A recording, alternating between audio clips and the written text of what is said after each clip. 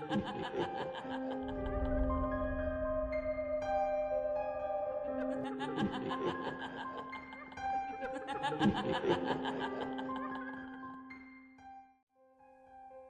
want to start with something that sounds small, because the small things are where it always begins, and if I start with the large things, you will not believe me by the time we get there. The small thing is this: graveyards are not quiet. I know that sounds wrong. I know the word graveyard comes attached to the word silence the way certain words always travel together, inseparable, one calling the other automatically. But I have spent more time in graveyards than most living people have spent in graveyards, and I am telling you from direct and extensive experience that they are not quiet. They have a sound, a specific, consistent, low-frequency presence that is not wind, and not insects, and not the settling of earth, and not any natural ambient source I have ever been able to identify in 11 years of trying. A sound that exists just below the threshold of conscious hearing, that you feel before you hear it, that lives in the chest cavity and the back of the throat and the space behind the eyes. A sound that the graveyard makes regardless of weather, regardless of season, regardless of the time of day.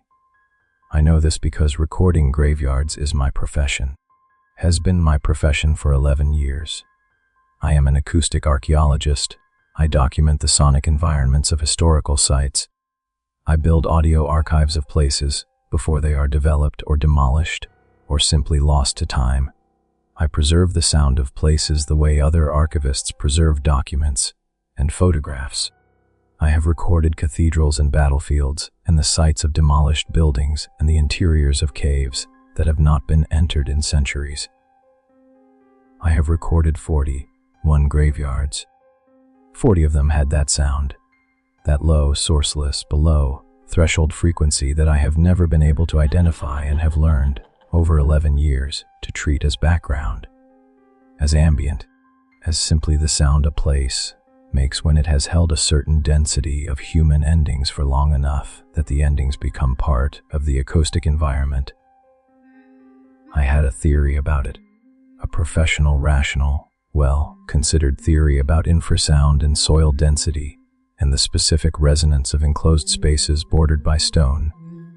I was comfortable with that theory. I had built 11 years of professional equanimity on top of it. The 41st graveyard did not have that sound.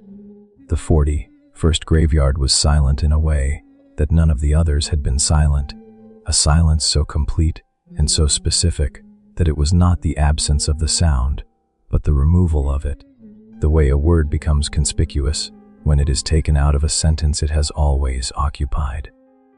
I noticed the absence the moment I set up my equipment. I noticed it the way you notice when a noise you have stopped consciously registering suddenly stops. With a jolt, with a lurch of attention, with the specific alertness of a nervous system that has identified a change it does not yet have a category for. And I want you to understand that the absence of that sound was the most frightening thing I encountered that night. Not what came after, the silence that preceded it.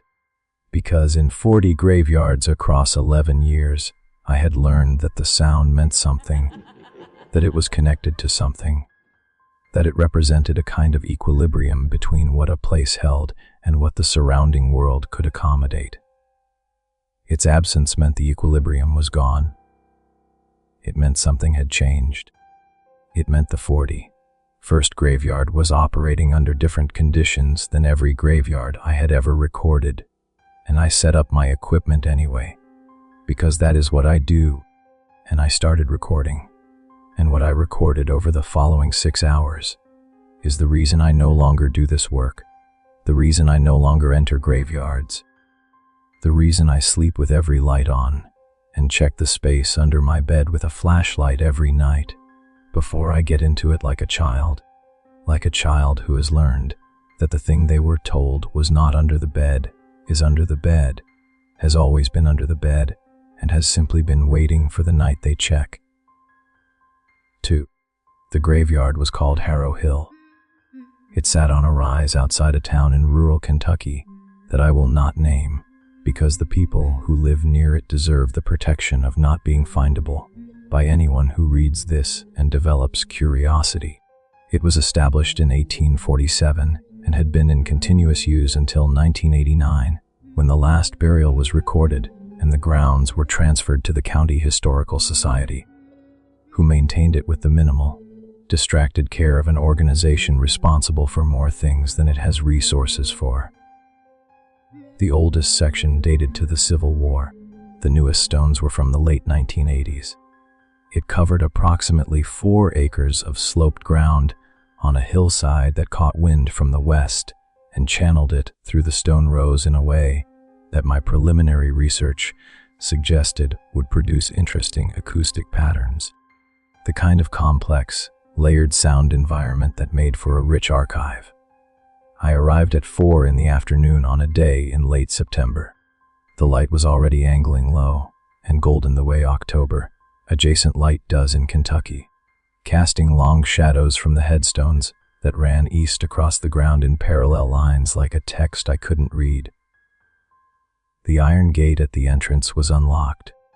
I had arranged access through the Historical Society, and it swung open without resistance, and I stepped inside, and the sound was gone, and I stood there for a moment with that absence sitting in my chest, where the frequency usually lived.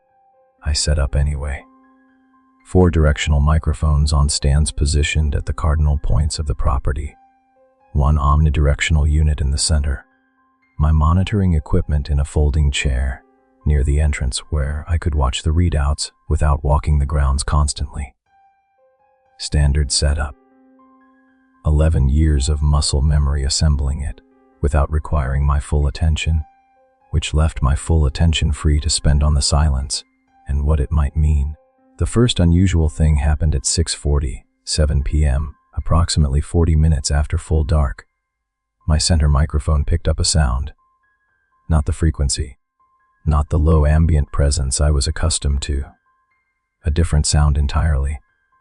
A sound that I initially categorized as environmental, as the settling of soil or the movement of a small animal, and that I pulled up on my monitoring equipment and isolated and amplified and listened to through my headphones, and that I then sat with for a long time without moving, because what I was listening to was not soil settling and was not an animal. It was breathing. Slow, regular, deep breathing, recorded by a microphone I had positioned in the center of a graveyard that contained no living person other than myself. Breathing that had the specific rhythm of a body at rest, not sleep, not exertion, rest, and that was being picked up by an omnidirectional microphone designed to capture sound from all directions equally, which meant the breathing was not coming from one location. It was coming from everywhere, from the full 360 degrees surrounding the center microphone, as though the graveyard itself was breathing, as though 4 acres of hillside and stone and soil, and everything the soil contained had a respiratory rhythm that my equipment was sensitive enough to detect, and that my 11 years of experience had never prepared me for. I checked my equipment. I checked it the way I check everything, methodically, systematically, eliminating explanations one at a time. The microphone was functioning correctly. The gain settings were correct. There was no feedback loop, no interference, no technical artifact that could produce that specific sound. I was not picking up my own breathing. I was 20 meters from the center microphone, and I had confirmed the directionality of the pickup pattern. The graveyard was breathing. I sat with that for a long time. I sat with it, and I listened through my headphones, and I watched the waveform on my monitor, and I told myself infrasound. I told myself soil gas. I told myself the specific acoustic properties of this hillside are producing a pattern that resembles biological respiration and your pattern. Recognition is doing what human pattern recognition does, finding the familiar shape in the unfamiliar data. I told myself all of this clearly and directly, and with the full force of 11 years of professional experience behind each word. The breathing continued, even, patient, unhurried. At 8:15 p.m. the second thing happened. My north microphone, positioned near the oldest section of the graveyard, the Civil War stones, the oldest part of the hill, picked up a sound that was not breathing. A sound that was physical, mechanical, specific, the sound of weight shifting on soil, the sound of compression, the sound that ground makes when something with mass moves across it. Footsteps. I pulled up the north channel on my monitor, and I isolated the sound and I amplified it, and I listened, and there was no ambiguity, and there was no alternate explanation, and there was no version of what I was hearing that was not the sound of something moving through the oldest section of Harrow Hill graveyard at 8:15 p.m. on a Tuesday in late September. Moving slowly, deliberately, stopping occasionally, as though pausing to look at something and then resuming. The footsteps of something that was not lost, not wandering, not moving randomly through the space. The footsteps of something that knew where it was going and was taking its time getting there. Taking its time getting toward my center microphone, toward the position I had designated as my monitoring station, toward me. I want to tell you that I packed up my equipment and left at that point. I want to give you that version. I did not. I sat in my folding chair with my headphones on, and I listened to the footsteps, and I watched the waveform, and I told myself I was a professional conducting a professional recording session, and that professionals do not abandon a session because their equipment picks up an unexplained sound in the dark. And I told myself this with less conviction. Each time the footsteps paused and resumed, and the pauses were getting longer, and the resumptions were getting closer. At 9:03 p.m. my east microphone picked up a second set of footsteps. At 9:11 p.m. my south microphone picked up a third. By 9:30 p.m. all four directional microphones were recording movement. 4 separate sources, moving through 4 separate quadrants of the graveyard, all of them converging slowly and without urgency toward the center, toward my omnidirectional microphone, toward the position where I was sitting in a folding chair, in the dark, listening to all of this through headphones with the specific paralysis of a person who has received information their body has processed long before their mind has caught up. The breathing had not stopped. The breathing had gotten louder. I took the headphones off. I took them off because I needed to hear the graveyard directly, without equipment mediation, and because some part of me needed to know whether what my microphones were picking up was detectable to unaided human hearing, or whether it existed only in the frequency range of sensitive recording equipment. I sat in my folding chair in the dark in Harrow Hill graveyard, and I listened with my own ears to the night around me. Silence. The total removed, absence of the frequency silence that had been present since I arrived. No breathing audible to my ears. No footsteps audible to my ears. Nothing audible to my ears except the distant sound of a road several miles west and the very faint movement of air through the stone rows. I looked at my monitor. All 4 directional channels were still active. All 4 were still recording movement. The waveforms were clear and consistent, and showed sources that had continued to converge while I sat listening to nothing. Whatever was moving through Harrow Hill graveyard was moving below the threshold of human hearing. Moving below the threshold, getting closer. Without making a sound I could hear, I put the headphones back on. The closest source was 30 meters from my position, north-northwest. Moving between the stones of the oldest section with the slow, deliberate patience it had maintained since 8:15. I could hear the footsteps clearly now. Not just the compression of soil, but the specific weight of them, the density of whatever was producing them, and the weight was wrong. Too heavy, too concentrated. The weight of something more dense than a human body, more solid. as though whatever was walking had not yet entirely remembered how to distribute itself across a surface the way living things distribute themselves. At 10:08 p.m., the closest source stopped. I watched the waveform go flat on the North Channel, stopped completely, mid-movement, the way a recording stops when you press pause. Then the East Channel went flat, then the South, then the West. All four sources, at almost exactly the same moment, stopping in whatever position they had reached and going completely still. The breathing continued. I sat in my folding chair and I watched my monitors and I waited, and nothing moved for 11 minutes. And on the monitor, the four flat lines of four stationary sources sat there in the dark around me. And I thought about the word for four sources converging on a central point would be at this station, then near at this stage of their approach. And I thought about the distance between my monitoring station and the nearest stationary source. And I thought about what it means for something to stop moving. But because it has given up, but because for living means it has arrived. As it has arrived. I turned on my flashlight. I want to tell you what I saw. I want to be able to tell you what I saw when I turned that flashlight on and swung it in a slow arc across the graveyard around me. I want to give you the clear, specific, visually precise account that my training inclines me toward. What I can tell you is this: in the beam of my flashlight, at the edge of the light's reach in four directions, there were shapes. Not clear shapes.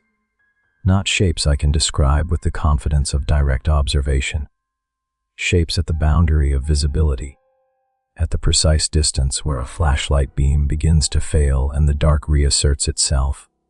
Shapes that were present when the beam was not directly on them, and that were not present when it was.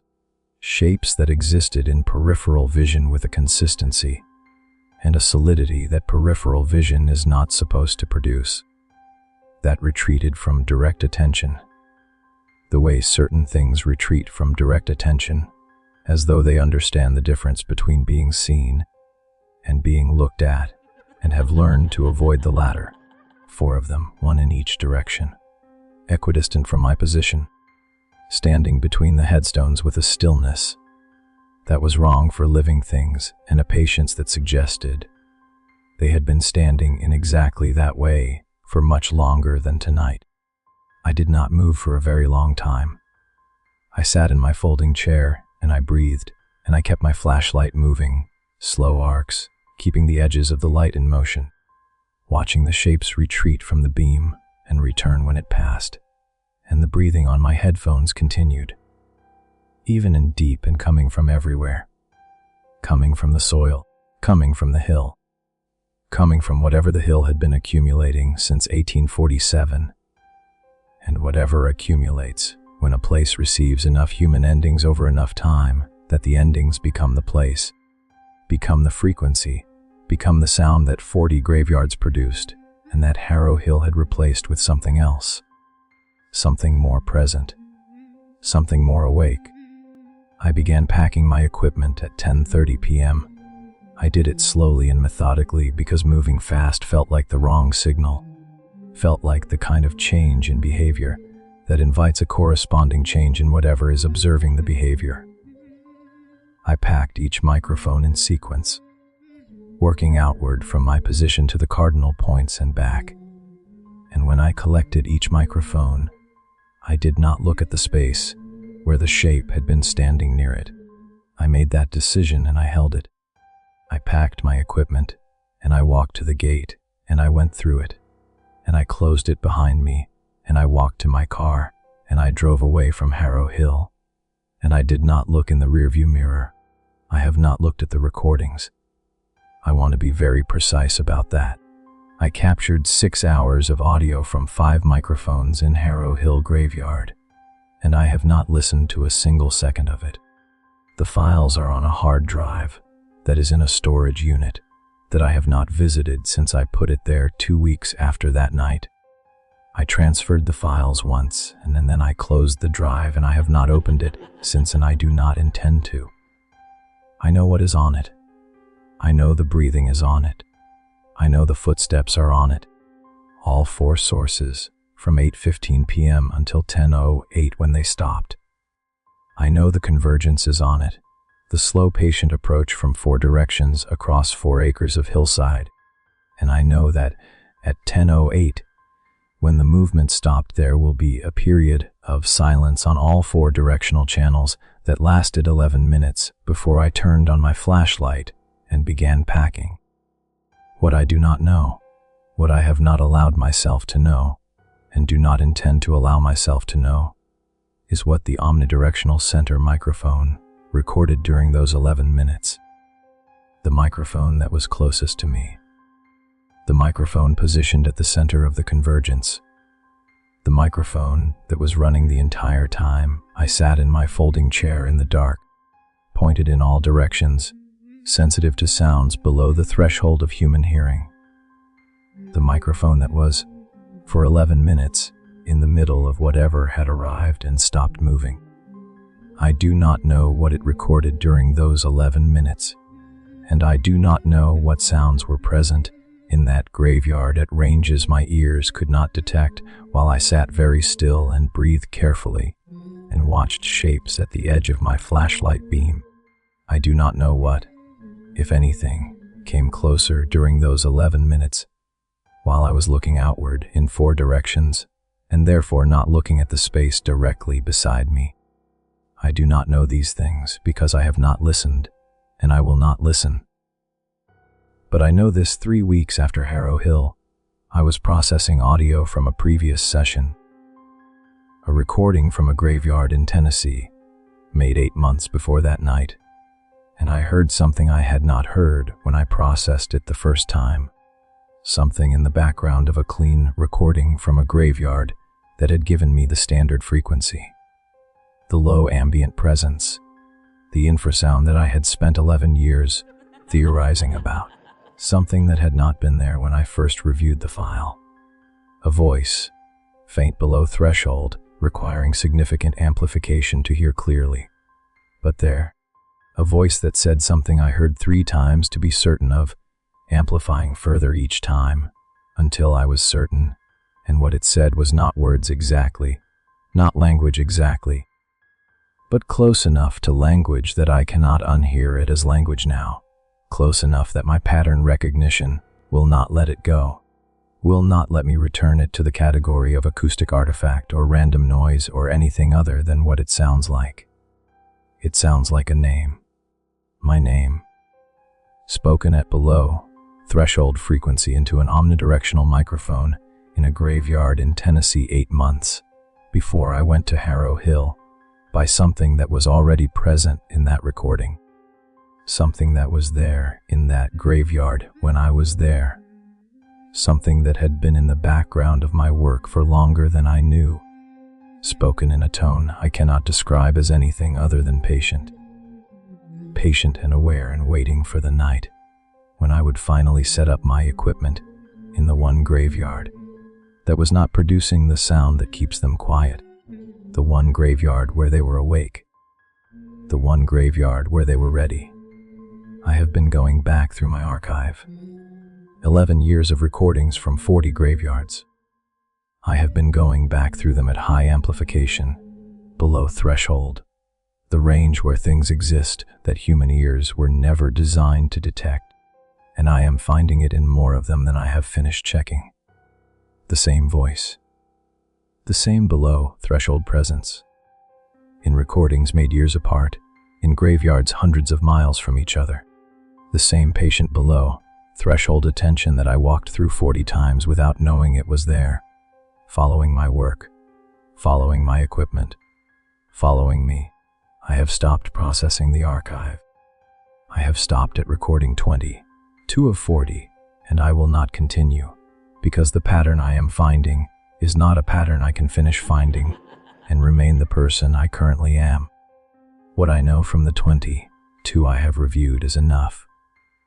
What I know is that whatever lives in the frequency of old graveyards, whatever produces the low ambient sound I spent 11 years theorizing about and never explaining, whatever I walked through 40 times with my microphones and my folding chair and my professional equanimity. It has been aware of me for as long as I have been aware of it. It has known my name since at least the third graveyard, possibly the first. It was in Harrow Hill that night, not because I found it, but because it had been waiting for me to come to the place where it was strongest, the place where the balance had shifted, the place where whatever keeps them below threshold and below awareness and below the level of the living world had failed or been suspended or simply decided it no longer applied. And the thing about that night that I have not yet said, the thing I have been building toward since the beginning of this, the thing that keeps me from sleeping without every light on and keeps me checking under the bed with a flashlight like a child who has learned the truth about what children are told is not there. At 10:08 p.m., when the four sources stopped moving, when the waveforms went flat on all four directional channels, and I sat in the middle of the convergence and waited. The center microphone did not go flat. The center microphone showed continued activity throughout the 11 minutes. Close activity, the waveform of something at very close range, within the pickup radius of an omnidirectional microphone, which is to say within 2 meters of my position. Something that had not approached from any of the four directions I was monitoring. Something that had been there already, that had been there when I arrived. That had been there from the moment I set up my equipment, in a graveyard where the frequency was absent and the silence meant something I had not yet learned to read. Something that had been beside me the entire night. Something I have not listened to the recording of. Something I will not listen to the recording of. Something that I have been sitting 4 feet away from in a folding chair for 6 hours while I watched 4 other things approach from 4 other directions and thought the approach was the thing I needed to watch. I sleep with the lights on. I check under the bed. I check the corners. I have started checking the chair beside my desk before I sit down. The chair I do not use, the spare chair. The chair that sits at the edge of my peripheral vision when I work. I check it every time before I sit down, and every time it is empty. And one night last week, I forgot to check it, and when I remembered and turned to look, I had the specific and complete physical certainty. Not fear, not imagination, certainty, the certainty of a nervous system reporting what it has measured. That I had been sitting beside something for 2 hours, that had been beside me long enough to be comfortable, long enough to have stopped being careful, long enough to let the air between us go cold. The chair was empty when I looked. The seat was cold, not room cold, not the ambient cold of an unused piece of furniture, the cold of something that had been there and had moved, just before I looked, with the patience of something that has learned exactly how long it takes for me to turn my head. That has been learning that for 11 years. That knows now precisely how long it has. Stay aware. Stay